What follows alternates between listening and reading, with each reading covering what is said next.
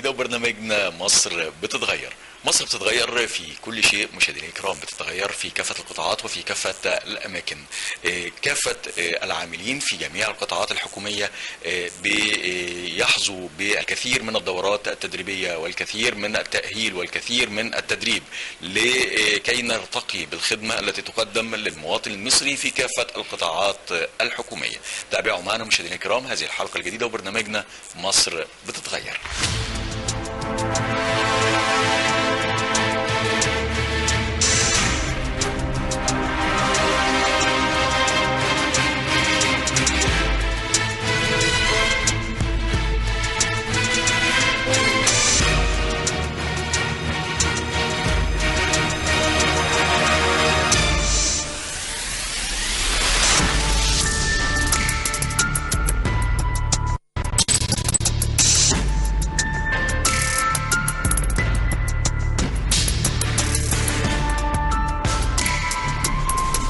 اهلا بكم مشاهدينا الكرام من خلال هذه الحلقه من برنامجنا. مشاهدينا الكرام نقدمها لحضراتكم من داخل التنظيم والاداره والجهاز المركزي للتنظيم والاداره، ودور كبير بيقوم به للارتقاء بكافه الخدمات التي تقدم لجميع العاملين في كافه القطاعات داخل الدوله، تطوير وتحديث ورفع من كفاءه العاملين داخل الاجهزه الحكوميه في جميع انحاء جمهوريه مصر العربية. اهتمام بما يتم أداؤه من أعمال، اهتمام بتطوير كافة الأجهزة وكافة العاملين على هذه الأجهزة للارتقاء بنوعية الخدمة التي تقدم للمواطن المصري. نتعرف على جزء من هذا الدور من خلال مديرية التنظيم والإدارة في محافظة الإسماعيلية، اللي بيسعدنا من خلال هذه الحلقة أن تكون ضيفتنا في هذه الحلقة الأستاذة نادية بشاي، مدير عام مديرية التنظيم والإدارة في محافظة الإسماعيلية. أهلا بحضرتك معنا يا أستاذ. أهلا بيك، صباح الخير، كل سنة وأنتم طيبين. وحضرتك بالصحة والسلامة. لو قلنا فندم الجهاز الإداري في الدولة والارتقاء بهذه المنظومة في إطار تطوير كافة القطاعات داخل جمهورية مصر العربية، واللي يمكن احنا بنشوفه النهاردة في التنمية اللي بتحدث في كل القطاعات، أكيد الجهاز الإداري في الدولة أصابه جزء من هذه التنمية. اسمح لي الأول أعرف جمهورنا بمديرية تنظيم وإدارة علشان يبقوا عارفين احنا بنشتغل ايه. على مستوى كل المحافظات في مصر، كل محافظة فيها مديرية تسمى مديرية تنظيم وإدارة. تمام. ماذا تعني مديرية تنظيم وإدارة؟ دي تعني هي الجهاز المركزي للتنظيم والإدارة بصورة مصغرة. بمعنى ان مديرية تنظيم الإدارة هي اللي بتقوم بكل أعمال الجهاز داخل المحافظة. تمام. هي ممثلة للجهاز في المحافظة. مين العاملين في المديرية؟ العاملين في المديرية كل العاملين يتبعوا المحليات ما عدا مدير المديرية والوكلاء، الاثنين الوكلاء دول يتبعوا الجهاز المركزي. ده في قرار إنشاء المديريات. تمام. المديريات دلوقتي بتعمل ايه؟ او الجهاز المركزي بيعمل ايه ممثل في المديريات؟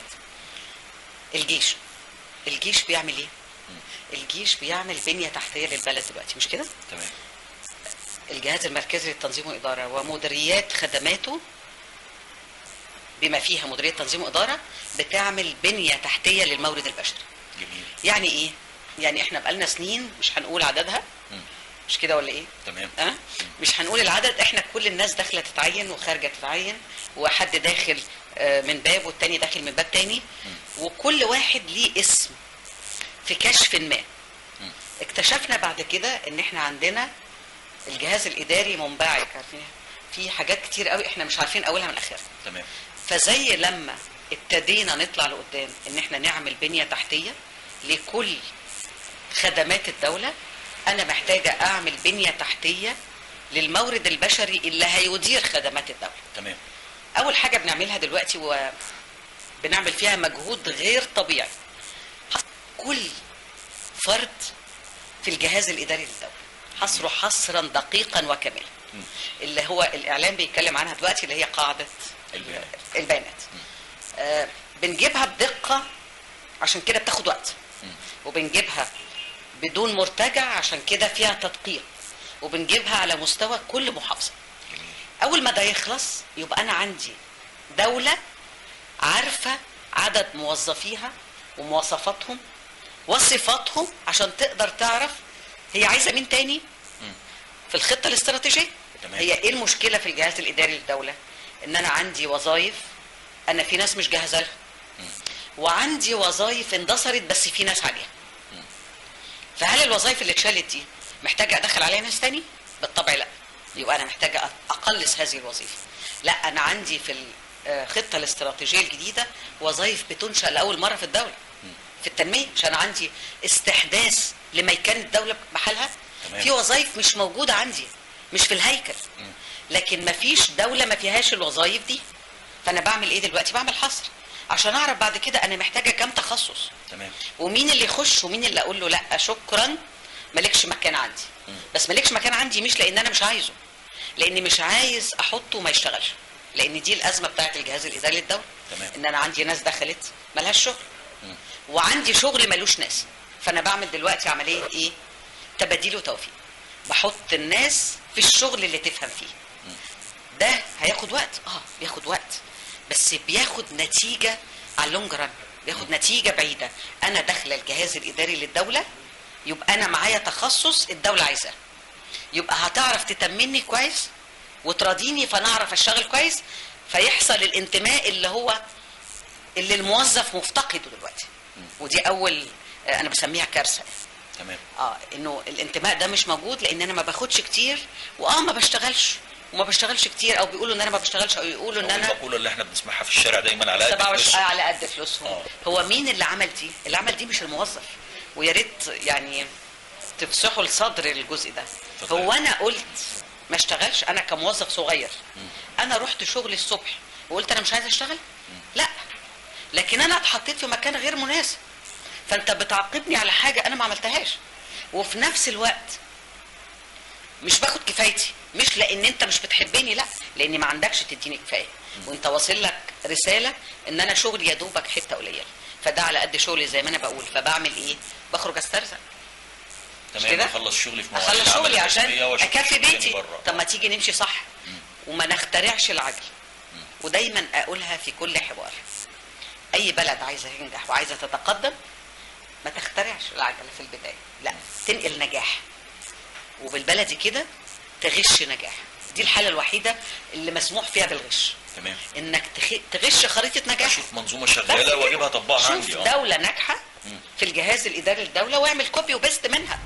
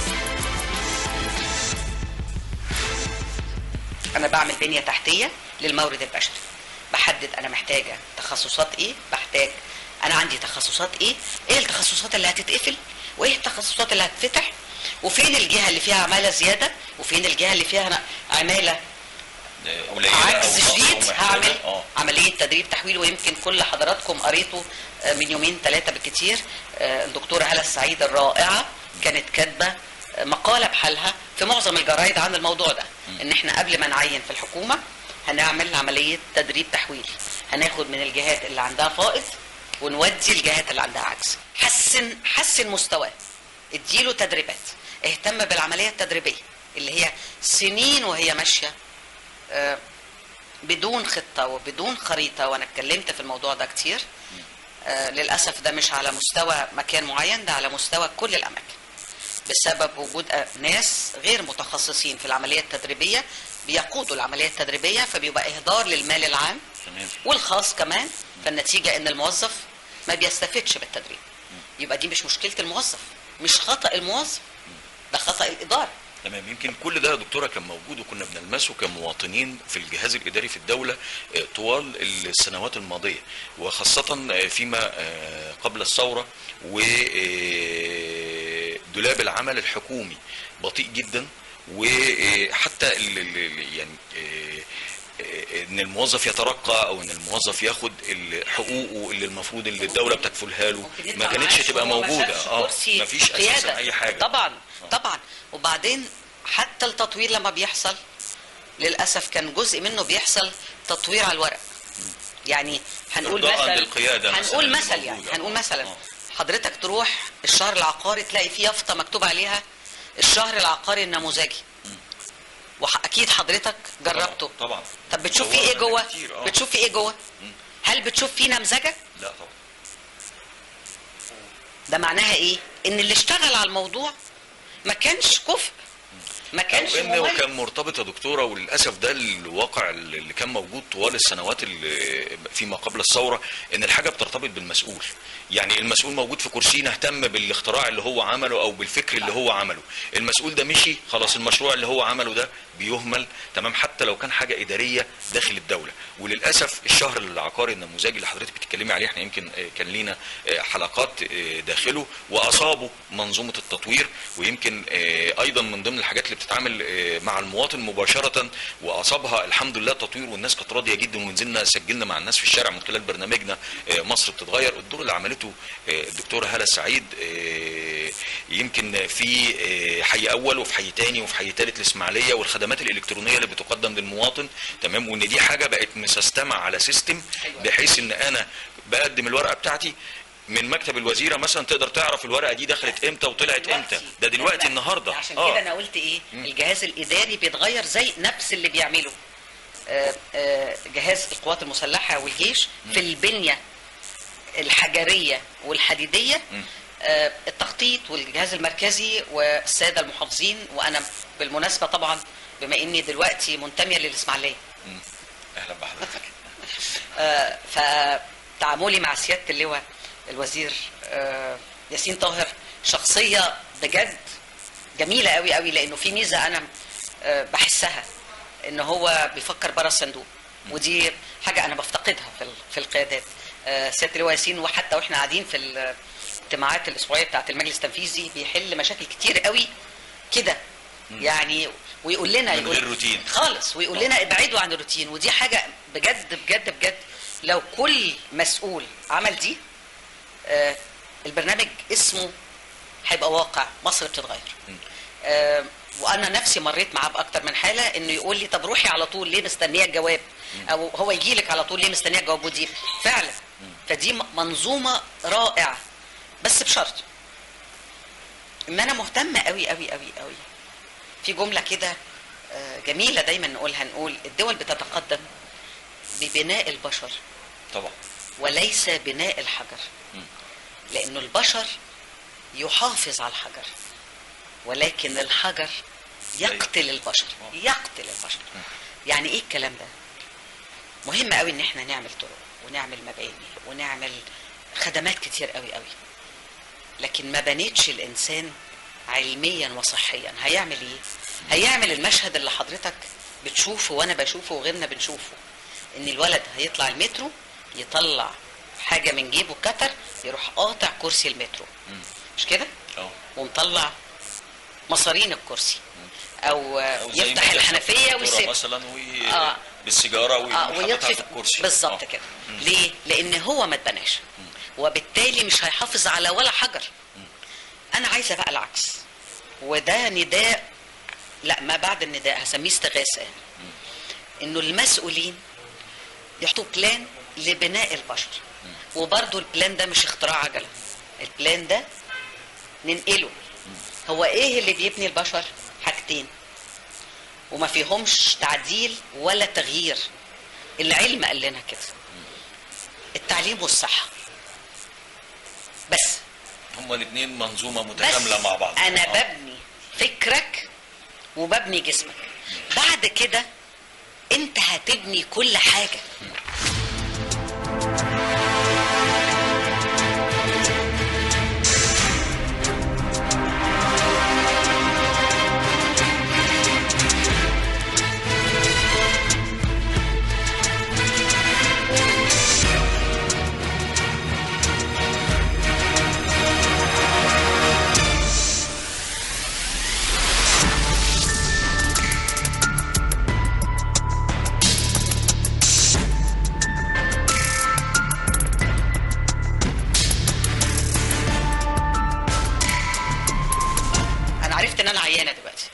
انا عيانه ولا اروح لدكتور واتعالج؟ لا اتعالج. ما هو انا قعدت اقول انا عيانه ممكن اموت، مش كده؟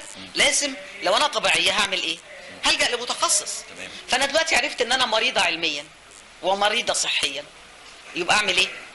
اروح للمتخصص، اروح لحد عنده روشته للتعليم تشفيني، وده مش عيب على فكره، مش عيب خالص. تمام. بدل ما نقعد نخبط. الحاجه الثانيه ان انا لازم ابني حاله فكريه، ودي مهمه قوي عشان تعالج حاجات كتيره قوي. لما بتحصل لنا حاله من حالات الارهاب او التطرف، اول كلمه كل الناس تقولها بما فيهم انا وانت، يقول لك ايه؟ لا دي حالات فرديه، مش كده؟ لا احنا مش كده، احنا الطبيعي بتاعنا مش كده. انا مختلفه مع دي قوي قوي قوي، انا مش موافقه عليها خالص، لانها ليست حاله فرديه، هي حاله فكريه. الحاله الفكريه تعالج بفكر، لان الفكر سريع الولاده. لكن الحاله الفرديه لها ثواب وعقاب. طب ما احنا عملنا مليون ثواب وعقاب والوضع كما هو، يبقى دي حاله ايه؟ فكريه. يبقى طول ما انا بعالجها على انها حاله فرديه، العلاج خطأ. مش هتتحل غير لما تتحول الى حاله فكريه. اعالجها بايه؟ بفكر. الفكر ده يجي منين؟ من التعليم، مش كده؟ هو مين اللي بيعلمني افكر؟ التعليم ولا غير التعليم؟ يبقى لو انا محتاجه انجح، قطر التعليم يمشي بسرعه الصاروخ، واي قطر تاني يمشي بالطريقه اللي هو عايزها. شو يعني؟ ده قرار. قطر التعليم هو اللي يمشي سريع، اي قطر تنميه تاني يمشي بالسرعه اللي شايفها. مفيش حاجه هتقف. لكن لو ده اللي مشي بطيء، بقيت المنظومه كلها مش هتمشي. مش هتمشي خالص. ليه؟ لان مين اللي بيقود دول؟ اللي جاي من القطر ده. طب اذا كان اللي جاي من القطر ده مش مبني صح، يعمل ايه؟ هيعمل لي مشكله طبعا. مش هيطلع لقدام خالص. ودي دكتوره ناديه في هذا الاطار ورثنا الموظف الروتيني والروتين الحكومي اللي بنعاني منه في اجهزه الحكومه فيما قبل الثوره.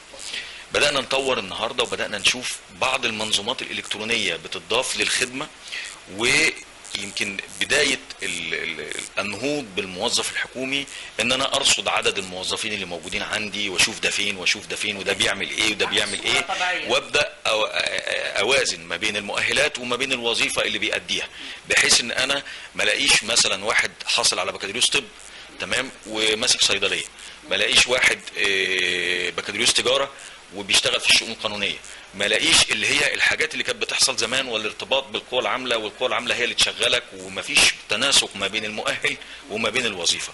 يمكن النهوض بالجهاز الاداري للدوله من خلال التنظيم والاداره هو ده اللي احنا بدانا نحط ايدينا عليه النهارده، وبدانا نطور في هذه المنظومه دلوقتي. هو دلوقتي احنا لسه بنتكلم على انه الغير مختص يختص بما لا يختص به، مش كده؟ هو انا دلوقتي لما ابني يقول انا هروح كليه تجاره، وكليه التجاره تقول له تعالى، وهي مش عارفه هي محتاجه كام محاسب، يبقى المشكله في مين؟ المشكله في المنظومه. في المنظومه. لكن انا لو قلت انا عايزه السنه دي 100 محاسب، يبقى كل كليات التجاره على مستوى الدوله مش هتاخد غير 100 محاسب، يبقى اللي هيطلع ده هيلاقي الشغلانه بتاعته. حلو؟ يبقى دي منظومه تعليميه. رجعنا تاني لايه؟ للتعليم. لنقطه الانطلاق.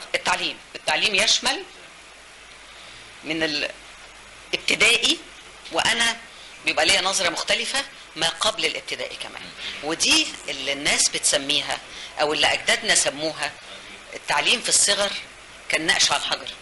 ليه بقى؟ المرحله الصغيره دي الطفل بيبلع المعلومه، بتتحفر على جلده، فما بينساهاش ابدا. فانت لو اديته معلومه حلوه، مش اديتها له بقى، علمته يدور عليها. انت بتقول الموظف الروتيني، ما هو الموظف الروتيني ده اللي جه من المدرسه، اللي الميس فوزيه قالت له تحل المساله بالطريقه دي والا هسقطك، وحفظته الحل وحفظته الاجابه. فطلع هو يعمل ايه؟ حافظ المنهج، خلاص ده سيستم، ده انت لغيت عنده منطقة التفكير دي، ماتت. هيقعد يشتغل بقى وزير، غفير، محاسب، دكتور، مهندس، هيسمع كلام أبلة فوزية اللي اتقال هيتكتب بالحرف. واذا موظف قال له انا عندي طريقة تانية هيقول له اعمل بالطريقة دي، احنا طول عمرنا ماشيين كده. يبقى مين هرجع تاني، هل هو كان قصده يبقى كده ولا هو اتبنى كده؟ هو اتبنى كده طبعا. ايوه، لا رد عليا دكتور عمرو، هو كده ولا اتبنى كده؟ لا هو اتبنى كده. هو كده ما اتبناش، هو اتهد. هو طلع لقى نفسه كده. طلع مهدود خلاص. هي دي صورة البيت القايل للسقوط.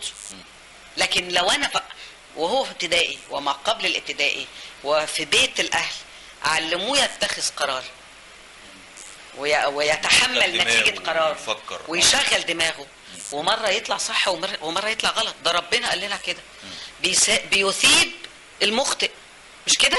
إثابة لو فكر، واللي يعمل صح يسيبه 2. يعني أنا حتى لو فكرت والتفكيرة طلعت غلط، ربنا بيقول لي شكرا. على إيه؟ على إني فكرت، أعملت العقل. لكن أنا عندي منظومة جبست العقل، فما تطالبش الموظف إنه يكون مش روتيني نهائي، لأنه ده بناء. مين اللي بناه؟ أنا وإنت وغيري. علشان أطالبه بعكس كذا يبقى أنت لازم تعمل عكس كذا. تعمل إيه؟ تجيب له أبلة فوزية اللي قالت له لا أنا مش هديك طريقة حل المسألة، أنا عايزاك أنت تفكر في طريقة الحل، ولو ما وصلتش نساعد بعض. تقول لي أفكار وأقول لك أفكار، فيطلع هو حاسس إن هو ذو قيمة مش ملقن. ان شاء الله انا متفائله جدا جدا، وعمرنا ما هنرجع لزمان تاني، لانه احنا ابتدينا نبص احنا في المرايه ونشوف عيوبنا. ومفيش حاجه بتغير المجتمع غير انه يعترف بعيوبه، ونشكر ربنا ان احنا عندنا رئيس قوي بيعترف بالعيوب. ندعي كلنا ونصلي لبلدنا، هي قامت وقفت بس احنا عايزينها تقف مفتوله العضلات، وده بإذن ربنا احنا شغالين عليه مع رئيسنا ومع دولتنا ومع جيشنا ومع كل مؤسسات الدولة ومع الجامع والكنيسة، لأنهم أعمدة أساسية في بناء دولتنا. مشاهدينا الكرام، قبل ما بننهي حلقتنا النهارده بنتوجه بخالص الشكر والتحيه للاستاذ الدكتور صالح الشيخ، رئيس الجهاز المركزي للتنظيم والاداره ونائب وزيره التخطيط. ويمكن مجرد ما طلبنا من سيادته ان احنا ننقل ما يتم من تطوير ومن طفره تحدث داخل الجهاز الاداري للدوله، وافق سيادته مشكورا، وبنتمنى له كل التوفيق ان شاء الله في قيادة هذا الجهاز الهام جدا داخل الدولة للنهوض بالموظف الحكومي وما يتم تقديمه من خدمات للمواطن المصري من داخل الجهاز الحكومي للدولة. وايضا ما بننساش ان احنا نشكر السيد الوزير ياسين طاهر محافظ الاسماعيلية على دعمه لبرنامجنا الدائم ومساعدته لنا في الحصول على كافة الموافقات المعنية من الجهات المختلفة للتسجيل داخلها ونقل الحقيقة وما يتم من أعمال داخل هذه الجهات لتطوير منظومة العمل الحكومي داخل أجهزة الدولة وتحديدا في محافظة الإسماعيلية. نشكركم مشاهدينا الكرام، والى هنا نكون قد وصلنا لنهايه هذه الحلقه من برنامجنا مصر بتتغير، على وعد باللقاء في الاسبوع القادم ان شاء الله وحلقه جديده. شكرا لحضراتكم والى اللقاء.